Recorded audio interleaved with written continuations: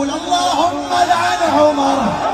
يعني بس اريد اعرف سيد فهد وين يريد يوصل يا اخي، والله العظيم مصيبه كارثه، وين تريد توصل؟ بس اريد اعرف يعني بهذا فعلك تريد ترضى اهل البيت عليهم السلام؟ مو اهل البيت قالوا ولا تكونوا سبابين يا اخي، مشكله والله ما يرضون عنك اهل البيت ولا توفق. يعني تريد تسوي فتنه بين المسلمين، انت من يوم ولا انت ود عليك سماحه السيد وكلمك بهذا الخصوص ورجعت نفس الشيء، ولكن والله الاعوج ما ينعدل يا اخي، ما ينعدل والله، ما تدق بيه ما ينعدل الاعوج، يبقى اعوج يا اخي. كيف استحي؟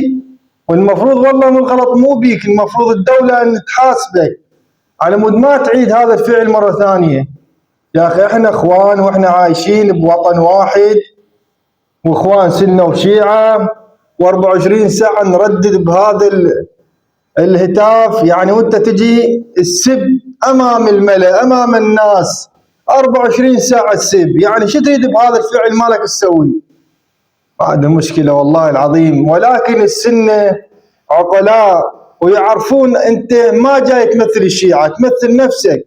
والله العظيم السنه عقلاء، واحنا ان شاء الله اخوان سنه وشيعه، وما يفرقنا اكبر واحد، وانت تمثل بس نفسك، ما تمثل الشيعه ولا تمثل اهل البيت عليهم السلام. كيف استحي؟ شنو الطريقه